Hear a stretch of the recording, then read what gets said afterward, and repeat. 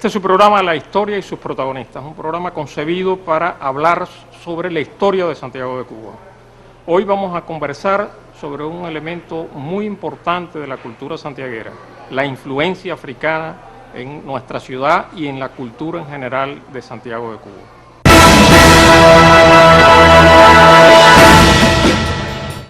Vamos a buscar las huellas de África en Santiago de Cuba, en su patrimonio material e inmaterial, en la ciudad y en los santiagueros. En ambos, África ha dejado una impronta muy interesante. Los estoy invitando a viajar en la máquina del tiempo para encontrarnos con una de las raíces más interesantes de la cultura santiaguera.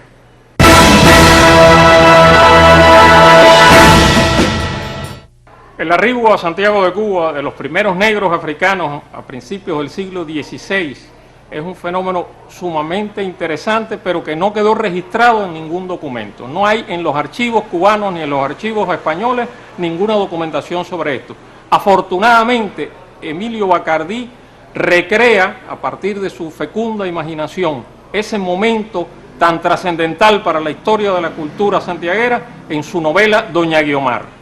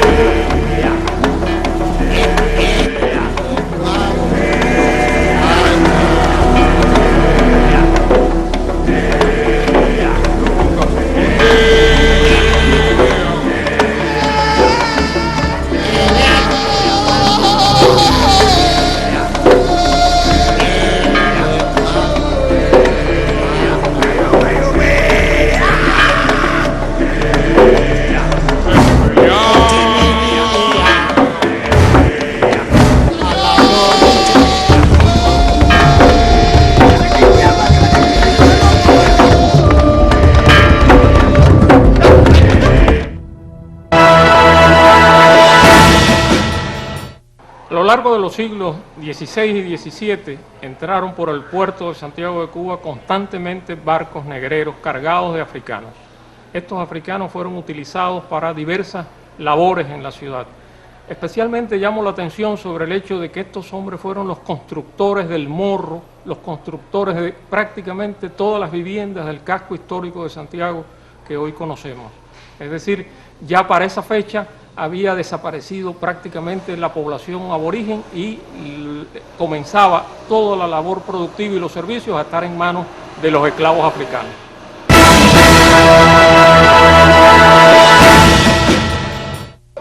El camino desde el Atlántico fue largo, una travesía infernal que cursaron miles de hombres y mujeres.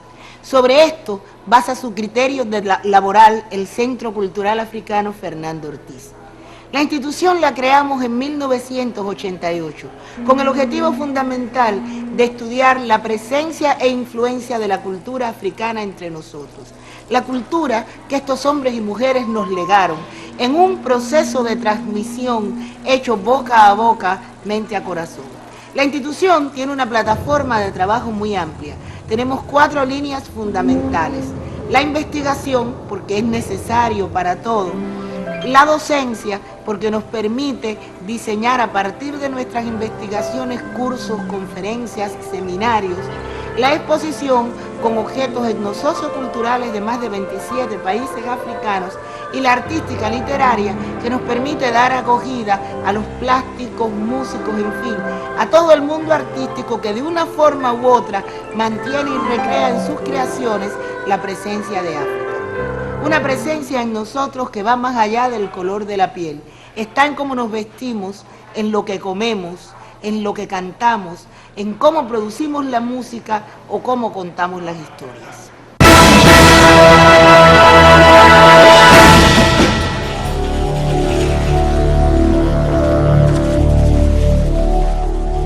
En el parquecito de enramadas y carnicería, que en la época colonial se llamó Plaza de la Picota, porque allí se castigaban a los esclavos domésticos de la ciudad, se levanta un conjunto monumental en el que simbólicamente una familia de negros esclavos agradece a los abolicionistas su contribución al fin de la esclavitud. En las montañas santiagueras se alzan como mudos testigos del esplendor de la industria cafetalera y la esclavitud las ruinas de más de un centenar de cafetales. Una mención aparte merece el monumento al cimarrón en la antigua mina del cobre. Esta escultura de Alberto Lescay Merencio recuerda la contribución de los negros rebeldes, en particular de los cimarrones, a la tradición de rebeldía de los santiagueros.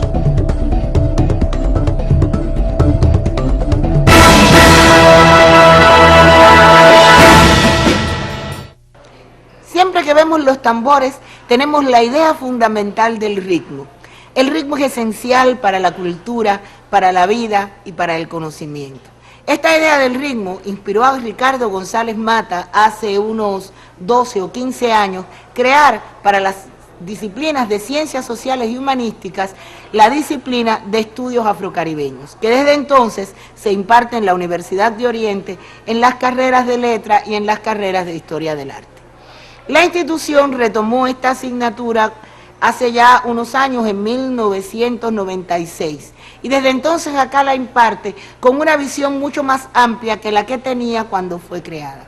A nosotros nos interesa y hemos incorporado al programa no solamente elementos formales de la cultura africana y caribeña, sino todo lo que permite al estudiante establecer un nexo y una relación desde el punto de vista docente metodológico con un conocimiento de su propia raíz.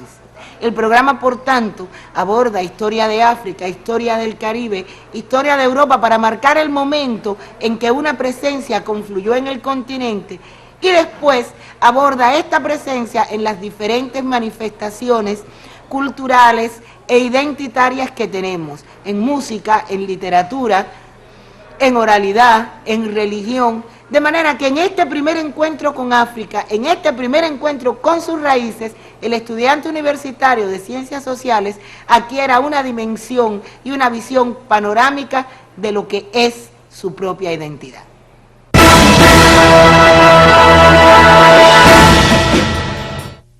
¿Dónde está la influencia africana en la cultura santiaguera contemporánea? Esta es una interrogante sobre la que trabajan muchos investigadores de la Casa de África, de la Casa del Caribe y de otras instituciones santiagueras.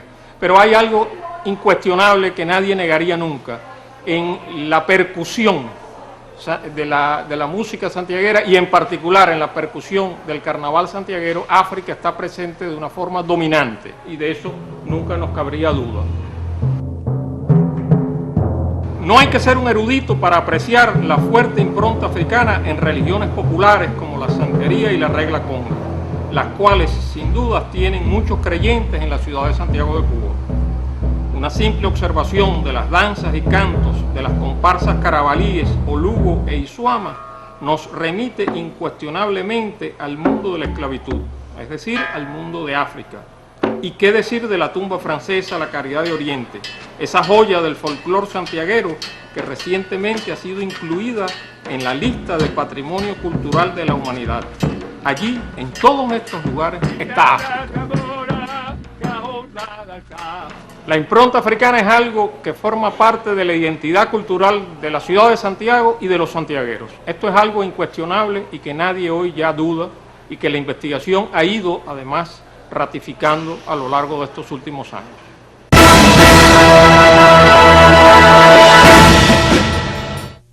Durante muchos años, la raíz africana de Santiago fue ignorada. Hubo un esfuerzo consciente de ocultarla, de ignorarla por muchos. ¿Por qué razón? Por la sencilla razón de los prejuicios raciales contra el negro. Esos prejuicios raciales que habían sembrado varios siglos de esclavitud en nuestra ciudad. Esto hizo que, sencillamente, se desarrollara en Santiago la llamada Guerrita de los Negros en 1912, que tiene por escenario principal a Santiago y sus alrededores, es decir, un episodio profundamente racista. Esto hace que todavía en la década del 50, a principios de los 60, todavía existan sociedades para blancos, negros y mulatos en nuestra ciudad.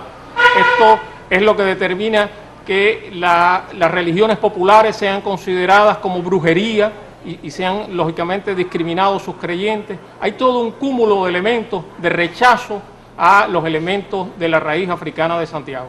Todo esto comenzará lógicamente a desaparecer ya en los años 60 con las transformaciones revolucionarias en nuestra ciudad.